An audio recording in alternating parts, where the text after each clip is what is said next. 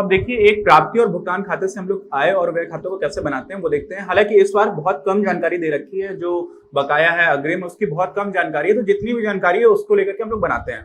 ठीक, जितनी ज्यादा जानकारी होगी उतनी कॉम्प्लेक्सिटी थोड़ी सी बढ़ती जाती है, जटिलता थोड़ी बढ़ती जाती है। तो ये तो बहुत ही आसान प्रश्न है। तो इस प्रश्न में देखिए ये हमें क्या दे रखा है, प्राप्ति एवं भुगतान खाता दे रखा है। क्या दे रखा है, प्राप्ति एवं भुगतान खाता। अब इसमें समझिए कि यहाँ पर हमारा ये होता है नाम पक्ष, ठीक है, और ये होता है हमारा जमा पक्ष। ठीक, अब जब हम लोग आय और व्यय की बात करेंगे तो वहां पर नाम पक्ष में क्या आता है, वहां पर आता है नाम पक्ष में व्यय, और आय आती है हमारी जमा पक्ष में। ठीक, तो ये ध्यान रखिएगा। उसके बाद से हम ये लोग हम देखेंगे कि कौन कौन सी एंट्रीज होनी चाहिए, कौन कौन सी ऐसी मद है जिनको लिखा जाना चाहिए। तो सबसे पहले जो प्राप्तियां हैं वो हमारी, अब एक और चीज है, जो प्राप्तियां हैं वहां से हम लोग मेनली क्या बनाते हैं, वहां से हम लोग बनाते हैं आय हैं। तो ये समझिए कि यहाँ पर प्राप्तियां नाम पक्ष में लिखी हुई है, लेकिन वहां पर क्या हो जाएगा, जमा पक्ष में आय चली जाएगी। तो वो एक इंपॉर्टेंट पॉइंट है जो मत भूलना नहीं होगा, जो बहुत इंपॉर्टेंट है। अब मदें कौन कौन सी होंगी, तो देखिए हस्तस्थ रोकड़, बैंकस्थ रोकड़, इनका तो कोई लेना देना ही नहीं है ना। हम लोगों ने पहले ही बात की थी कि जो भी रोकड़ स्टार्टिंग में उससे लेने, अपने को तो आय और व्यय से मतलब है। अब क्या करेंगे, चंदा हो गया, तो चंदा में भी समझ लीजिए कि ये जो चंदा है ये तो पिछले वर्ष का है, हम लोग 2015 वर्ष की समाप्ति पर बना रहे हैं। तो 2015 31 मार्च 2015 हो रहा है, इसका मतलब क्या हो रहा होगा कि 2014 अप्रैल से लेकर के 2015 मार्च तक की बात की जा रही है। इसका मतलब 2013-14 का तो पीरियड और पहले का हो गया। तो ये बकाया चंदा था जो हमें आज मिला है, इसको हम लोग नहीं लिखेंगे। इसी तरह से ये हमें अगले साल के लिए मिला है, ये भी नहीं लिखेंगे। लेकिन ये चंदा जो है वो इसी साल के लिए है, 2014-15 का, इसलिए उसको हम लोग अपनी आय में नोट कर लेंगे। अच्छा, अब भवन के लिए दान, भाई भवन के लिए दान तो एक तरह से तो ये पूंजी वाला भी हो गया, और साथ में जब भी हमें कोई स्पेसिफिक आइटम, कोई विशिष्ट वस्तु खरीदने के लिए कोई इस तरह का दान मिल रहा है जो सीधा सीधा हमें बता रखा है कि ये इस चीज के लिए है, उसको हम लोग आय नहीं कंसीडर कर सकते हैं। नॉर्मली अगर दान दिया जा रहा है, क्योंकि कोई भी संस्था उसको बहुत सारे तरह का दान मिल सकता है, तो जो बिना किसी मद के आपको ऐसा दान मिल रहा है कि ये आम दान है, आप लेते जाओ इसको, तो किसी भी तरह से आप उसको यूज कर सकते हो, उसको हम लोग एक तरह से आय मान सकते हैं। लेकिन हमें यहाँ पर बोला जा रहा है कि भवन के लिए दान है, तो ये हमारी आय नहीं होगी। अच्छा, प्रवेश शुल्क, प्रवेश शुल्क को लेकर के थोड़ा सा अलग अलग तरह की चीजें चलती हैं, तो जैसी चीजें चलती है वो हमें बता दी जाएंगी। अगर मैं कुछ भी नहीं बताया जा रहा तो हम इसको आय मान लेंगे।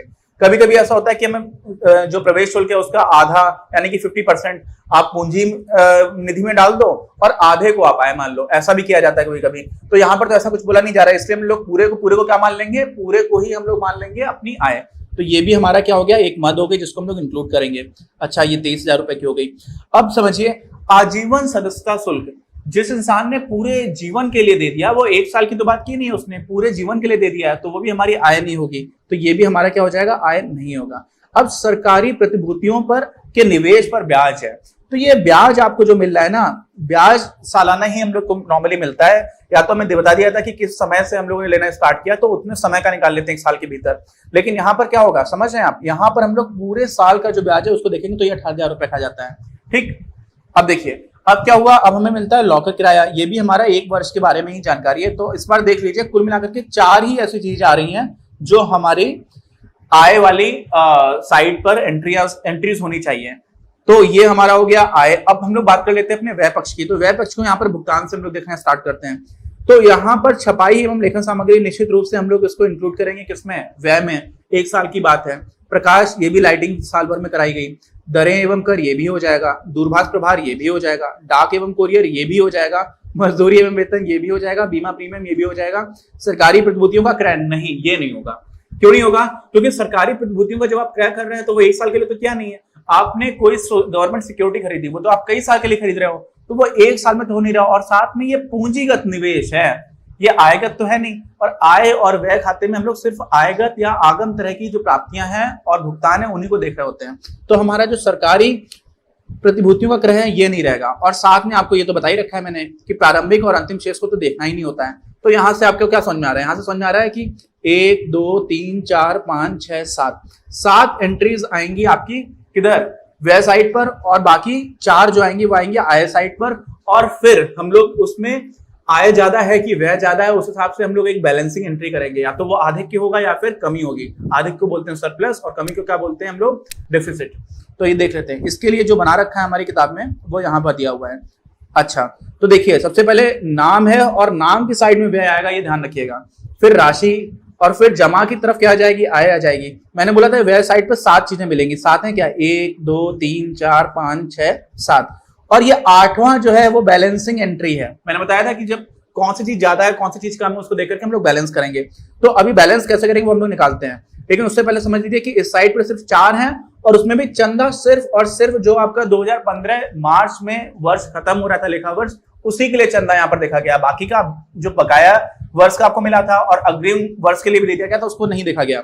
फिर दूसरी एंट्री हो गई, तीसरी हो गई, चौथी हो गई, यानी कि सब कुछ ठीक है। अच्छा, तो आय कुल मिलाकर के कितनी हो गई, आय कुल मिलाकर के आपकी 3,08,000 हो रही थी, और जो आपका व्यय हो रहा था वो सब मिलाकर के इतना हो रहा था, 38,750, 26,250, 17,000, ये सब जोड़ते जोड़ते जोड़ते जोड़ते आप 15,000 यहां तक का जोड़ रहे थे। और जो आपने ये जोड़ लिया तो आपको कुछ पता चला, कुछ ये अमाउंट मिला होगा, ये जो भी अमाउंट मिला, और ये आपको तो मिल ही चुका 3,08,000 रुपए। तो आपने ये देखा कि ये अमाउंट जो आ रहा है कौन सा, कुल व्यय, ये कम आ रहा है, क्या आ रहा है, कम आ रहा है। तो आप जो व्यय कम आया है उसको आय से घटा दोगे, क्या कर दोगे, कुल व्यय को घटा दोगे। किसको, कुल व्यय को, कुल व्यय को हमने घटा दिया। अब उसके बाद से जो भी मिलेगा ना वो क्या हो गया, आय ज्यादा हो गई, व्यय कम हो गया, इसका मतलब क्या हुआ, सरप्लस हो गया, आधिक्य हो गया। तो वो आधिक्य को हम लोग यहां पर लिख देते हैं, और वो आधिक्य आपका कितना निकल करके आ जा रहा है, 1,18,400 रुपए। ठीक, तो ये इतना आसान था, लेकिन ये ध्यान रखिए कि हम लोगों के उदाहरणों में ये सबसे ज्यादा आसान उदाहरण है, एकदम बेसिक है। तो इसी में हम लोग अगला उदाहरण आगे करते हैं। ये हमारा अगला प्रश्न है और ये भी बहुत ही आसान है। इसमें भी हम लोग क्या करेंगे, फटाफट देखते हैं कि कौन सी हमारी व्यय में एंट्री आएगी और कौन सी एंट्री हमारी आय की साइड पर आएगी। तो देखिए, अब यहाँ पर फिर से इन्होंने नाम और जमा पक्ष नहीं लिखा है, तो आप यहाँ पर डेबिट लिख सकते हो और क्रेडिट लिख सकते हो। और एक और बात समझिए कि हमारी बोर्ड परीक्षा में भी डेबिट और क्रेडिट तो हम लोग बहुत ही ज्यादा यूज करते हैं, तो जरूरी नहीं आप हमेशा नाम पक्ष या जमा पक्ष लिखें।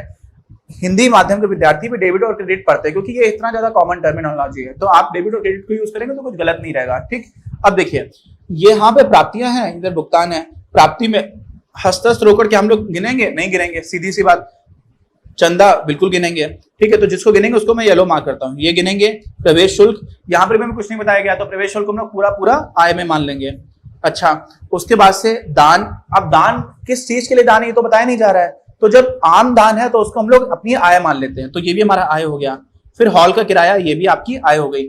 विनियोग का विक्रय, अब ये विनियोग का विक्रय मतलब क्या हुआ कि आपने जो भी इन्वेस्टमेंट कहीं पर क्या हुआ था वो किसी और को बेच दिया, तो ये क्या हो गया, पूंजीगत हो गई आय। कैसी आय हो गई, पूंजीगत आय हो गई।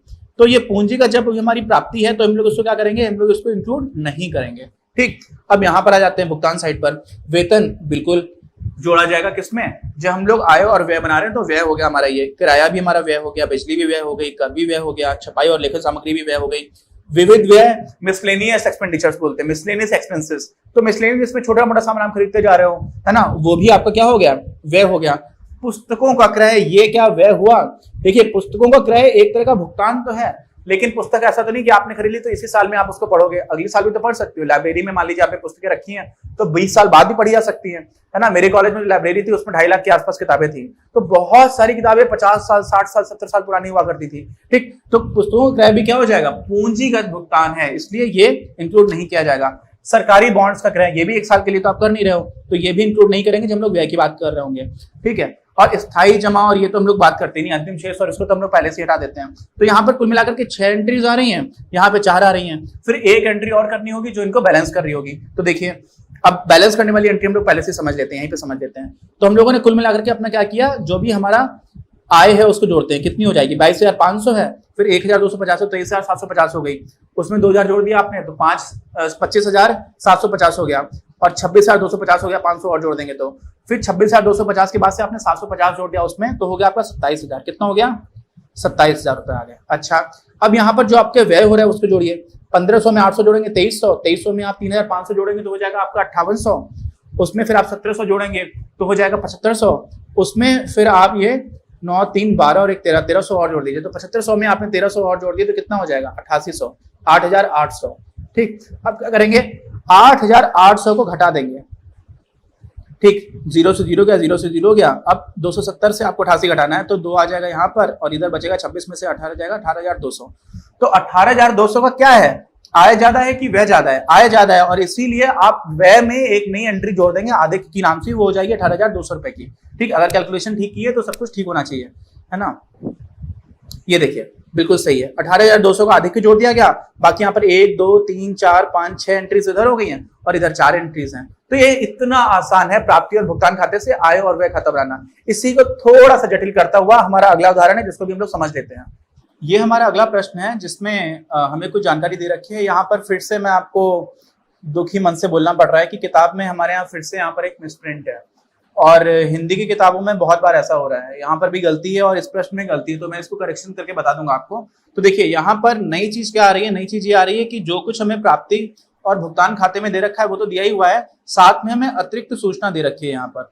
और वास्तव में जो हमारे परीक्षा में एग्जाम आए, परीक्षा में कोई भी पेपर आएगा, क्वेश्चन आएगा, तो उसमें इस तरह के क्वेश्चन आने की बहुत ज्यादा संभावना है और इसलिए इसको बहुत ध्यान से समझिएगा। तो देखिए सबसे पहले तुम लोग वही काम करते चले आते हैं, पहले पूरा पढ़ लेते हैं ठीक से।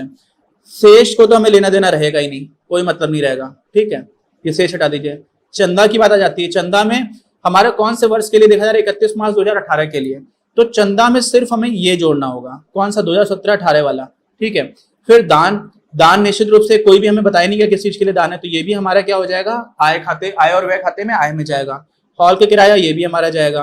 बैंक पर जो हमें ब्याज मिल रहा है वो भी हमारा आय हो जाएगी।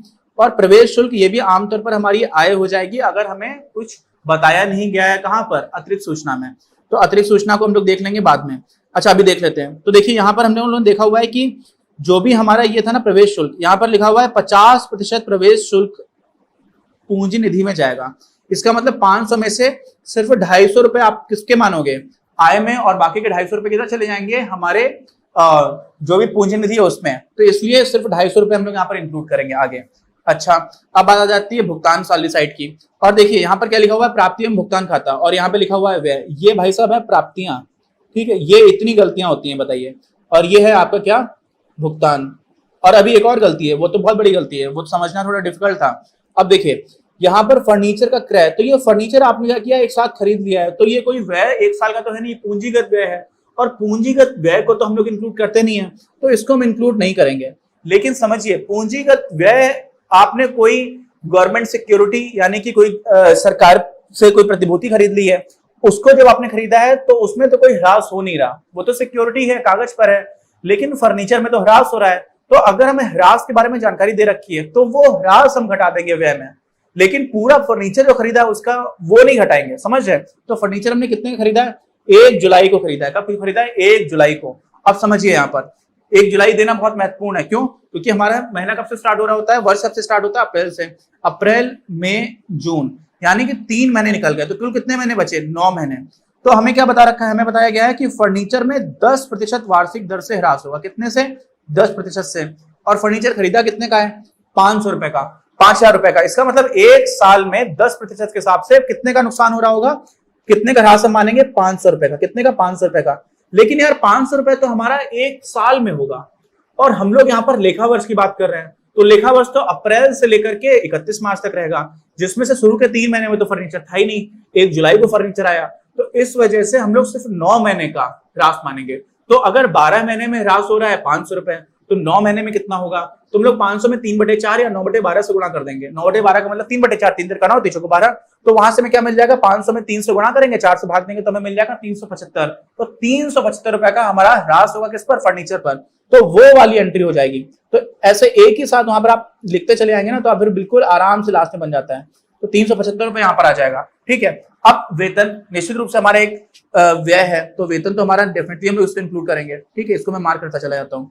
दूरभाष व्यय, बिल्कुल। बिजली प्रभार बहुत ही आसान है। डाक और लेखन सामग्री ये भी जाएगा। पुस्तकों का क्रय जाएगा क्या, नहीं जाएगा, क्योंकि पुस्तकें सिर्फ एक ही साल के लिए तो प्रयोग की नहीं जा रही हैं, और इसके बारे में हमें अतिरिक्त सूचना भी कुछ नहीं दे रखी है, तो हम लोग उसको पूरी तरह से छोड़ देंगे। अच्छा अब मनोरंजन व्यय, निश्चित रूप से हम लोग इसको इंक्लूड करेंगे, लेकिन यहाँ पर हमें कुछ और भी दे रखा है, बकाया मनोरंजन व्यय और दे रखा है 500 रुपए। इसका मतलब जो हम लोग इसी साल का जब निकाल रहे होंगे, क्या निकाल रहे होंगे कि मनोरंजन में कुल कितना व्यय हुआ, तो 900 के साथ साथ हमें कुछ ऐड करना होगा जो बकाया है हमारा, तो हम लोग इसमें 500 रुपए ऐड कर देंगे, ठीक।